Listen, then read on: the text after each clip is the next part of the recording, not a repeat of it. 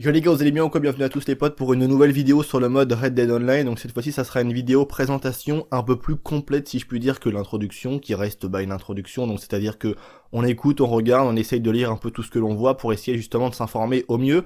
Donc dans cette vidéo, ce que je vous propose aujourd'hui, c'est de vous montrer un petit peu déjà rien que le menu d'accueil qui est très intéressant. Donc là, si je fais LB, je reviens au menu pour jouer à mon histoire de base du jeu.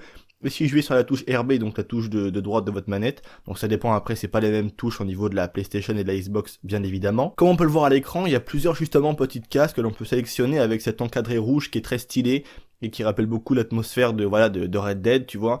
Donc là, on a plein de choses. On a tout d'abord le mode exploration, donc ça c'est le mode que tout le monde ira justement pour aller en online, on va dire comme une partie en mode libre sur GTA Online.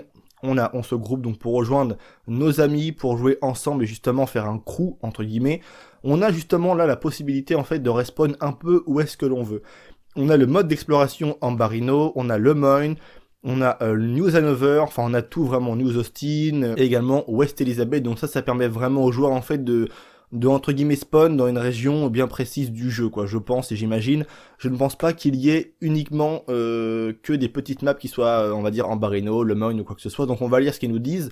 Donc mode exploration Ambarino, affronter les éléments et les montagnes dans la région d'Ambarino, frayez-vous un chemin dans la neige, observez des glaciers et de puissants geysers, chassez les ours qui sillonnent les grizzlies et profitez des eaux bleues azur de Calamette Ravine. Donc ça, vous avez compris, après chaque justement description est différente en fonction de l'endroit où est-ce que l'on va apparaître. Ensuite on a donc liste de séries, on a série confrontation, donc affronter 16 joueurs dans une série de modes de jeu variés et intenses, jouer seul ou en équipe, mettez vos talents à l'épreuve, seuls les meilleurs survivants. Ensuite on a série confrontation grande, donc là on va justement s'affronter à 32 joueurs, donc soit seul ou en équipe, justement dans des séries de modes de jeu variés et intenses sur une carte gigantesque. Donc ça doit être vraiment très fun, j'ai hâte de voir aussi ce que ça va donner, on verra ça prochainement en vidéo et avec des abonnés bien évidemment. Après on a série de courses, donc lancez-vous dans une série de courses, ces courses requièrent de la vitesse, de l'agilité et de la détermination pour éviter de prendre des dégâts afin d'atteindre la ligne d'arrivée à dos de cheval. Ok, donc ça c'est cool, ça fera un peu des courses un peu en mode GTA où j'imagine que voilà, on pourra se faire tomber, on pourra se pousser pour justement gagner du temps sur l'adversaire. Maintenant on va s'intéresser justement au thème de cette vidéo qui était justement et qui est le camp justement. Donc là on va reprendre le mode exploration pour, comme c'était dit auparavant dans la petite description, reprendre vraiment notre périple là où on l'avait laissé auparavant. Donc on va reprendre et on va recommencer le mode online là où on s'était arrêté la dernière fois que l'on a joué. Donc on va arriver justement à notre camp, vous allez voir que c'est bien foutu, franchement c'est assez intéressant. Pour l'instant on est encore au stade de camp. Il y avait également, rappelez-vous, ces maisons que je vous avais montrées en vidéo, que j'avais émis l'hypothèse, et bon nombre d'entre vous d'ailleurs m'avaient rejoint sur cette idée, qu'il y avait de fortes chances que ces maisons justement soient pour le joueur à un moment donné. Il n'est pas dit qu'avec l'évolution justement du mode online, pour l'instant j'en ai vraiment aucune idée, et Rockstar a balancé très peu de choses au final de ce que va être ce mode de jeu, parce que le mode online, Tech2 avait bien dit justement que ça allait être révolutionnaire, ça va révolutionner un peu le monde en ligne du jeu vidéo, dont beaucoup de personnes sont assez sceptiques, sont un petit peu déçues, mais rassurez-vous, ce n'est que le début, il faut vraiment laisser le temps au temps. On va dire que comparé à un mode solo qui ne pose pas vraiment de problème en termes de serveurs, de quantité de joueurs, de masse de monde qui sont là en train de se connecter et déconnecter, le mode solo, lui, voilà, il est créé de toutes pièces et après c'est aux joueurs de le découvrir entièrement. Il est complet et compact mais d'un coup, puisque voilà, tu n'as pas besoin d'être connecté à internet, si je puis dire, pour jouer à ce mode de jeu, contrairement au mode online qui lui requiert justement une connexion pour le joueur. Donc là j'ai respawn à côté de mon camp, si je dis pas de bêtises, voilà, mon camp est juste là, donc on va aller un petit peu le découvrir. Donc j'ai déjà monté quelques rangs, normalement si on fait flèche du bas, est-ce qu'on va pouvoir voir, comment est-ce qu'on peut voir d'ailleurs notre niveau, j'en ai vraiment aucune idée. Alors joueur, peut-être qu'on va pouvoir le voir comme ça. Là j'ai spawn dans une session, il y a plein de mecs, donc je suis niveau 4, donc comme vous le voyez, hein, avec les autres personnes qui sont à proximité de moi et dans la map tout entière, on peut voir justement que les niveaux sont assez bas encore, 4-5, en même temps avec tous les problèmes qu'il y a eu sur Xbox One, c'est vrai que c'était assez problématique. Alors maintenant on va regarder un petit peu sur la carte, voir comment ça se passe un petit peu, où est-ce que, voilà, il y a beaucoup de joueurs du côté de Blackwater, il y en a même énormément, et bizarrement on est tous des points roses, je sais pas pourquoi.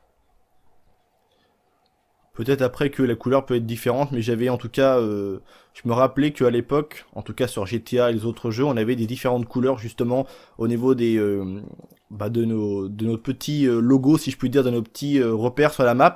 Donc on va aller justement s'intéresser à notre camp, et aussi je voulais vous montrer vite fait avant de commencer, on peut remarquer en fait que là, on a ce qu'on appelle des inconnus en fait, on a tout simplement des missions à aller voir, donc c'est des mecs qui vont nous proposer de l'argent pour aller faire ci ou ça, et telle activité, pardon. Là on a une série de confrontations qui peuvent être lancées un peu comme sur GTA Online, donc pour l'instant on va uniquement se concentrer sur notre camp, et je vais justement vous en parler un petit peu.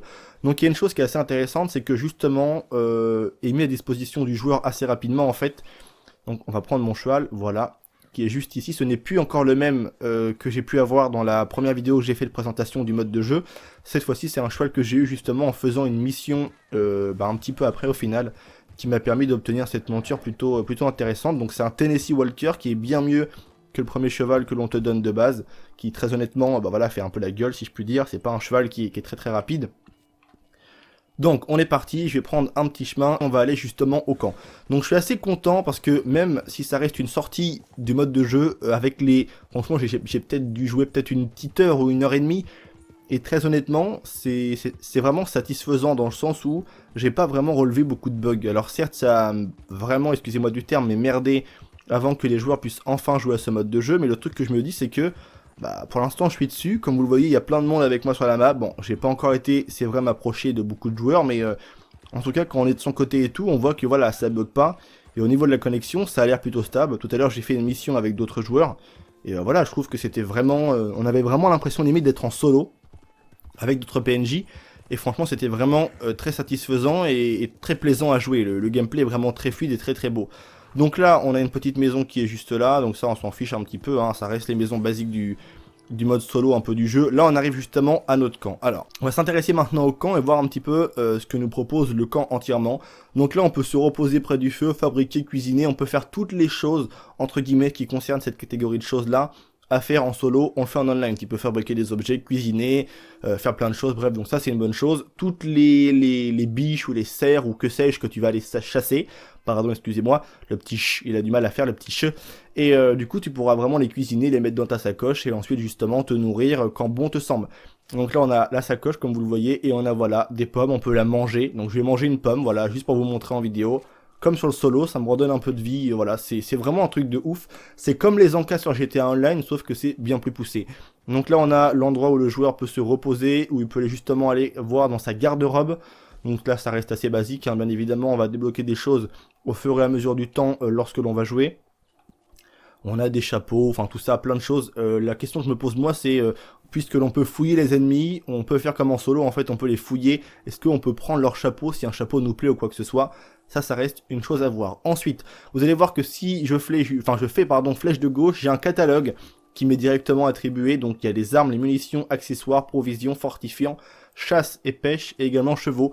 Donc ça nous permet un petit peu d'acheter ce qu'il nous faut sans forcément aller faire 200 km. Enfin voilà, c'est une image que je donne, sans faire vraiment énormément de kilomètres à d'autres chevals pour justement aller acheter ce que l'on désire. Donc là on va vite fait regarder un peu dans Revolver. Donc vous avez toutes les armes qui sont axées justement au solo.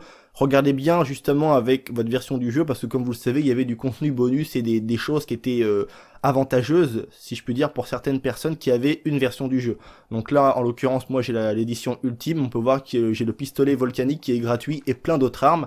Mais malheureusement, justement, comme c'est indiqué en haut à gauche à chaque fois qu'on sélectionne une arme, ils sont généralement bloqués sous un certain niveau. On a donc des niveaux requis pour les armes, on peut pas les acheter tout de suite bien évidemment, faudra monter un petit peu en level, donc ça c'est un peu normal. Et on a justement des prix assez différents, donc ça va de 240, 260 jusqu'à 1000 $ pour certains pistolets et certains fusils.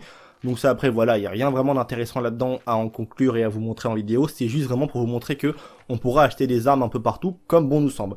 Ensuite donc maintenant on a donc tout ce qui est les provisions, la chasse, la pêche, tout ce que tu veux, voilà. D'ailleurs tiens, pour la chasse et la pêche, et on va regarder vite fait brièvement pendant qu'on est en vidéo. Pour ce qui est de la canne à pêche, est-ce qu'on l'a déjà sur nous? Non, on va la débloquer au rang 14. Donc voilà, regardez vraiment attentivement dans votre carnet, c'est très intéressant. Parce que justement vous pouvez avoir pas mal d'informations en ce qui concerne les prix des éléments, les rangs, enfin tout est indiqué, et franchement c'est vraiment très simple de compréhension et c'est vraiment bien en fait, je suis vraiment assez content parce que je trouve que le mode est fluide en fait, tout va de soi.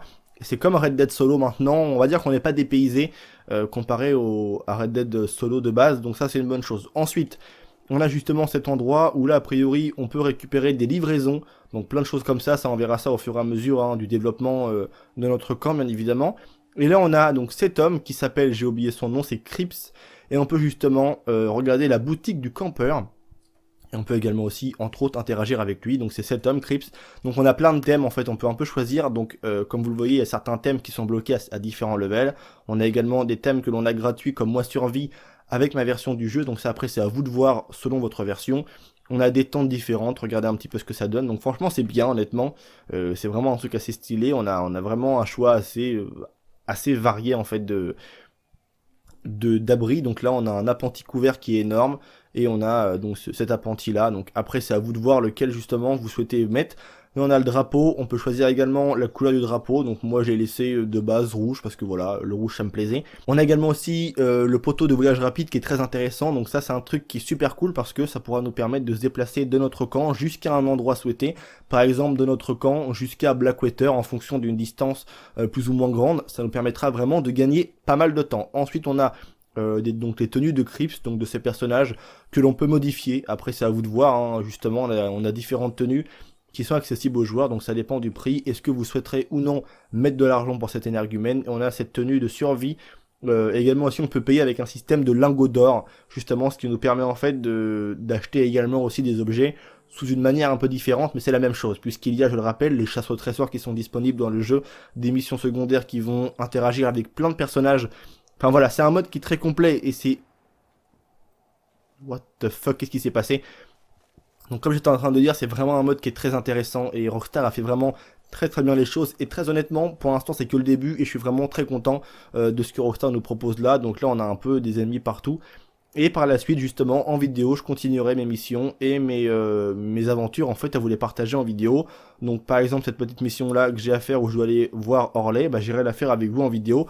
Ne vous inquiétez pas, je tenais juste à vous montrer un petit peu le camp, à vous parler des bases. Alors certes j'ai dû oublier des choses mais je peux pas non plus tout récapituler d'un coup en vidéo. J'ai pas un ordinateur avec je ne sais combien de RAM dans ma tête, tu vois ce que je veux dire.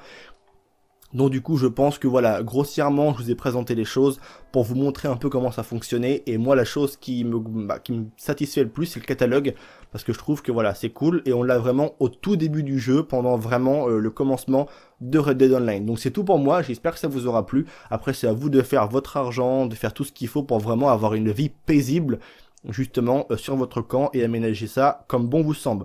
Il y a également aussi la fonction de groupe et de clan qui est disponible. On pourra, il me semble, être 7 joueurs si je dis pas de bêtises, et on pourra voilà attaquer des villes, des diligences, on pourra braquer, on pourra faire un peu vraiment ce que bon nous semble. Mais ça je vous le présenterai également aussi plus tard en vidéo. Chaque chose en son temps. C'était Vince, prenez soin de vous, allez peace les gens.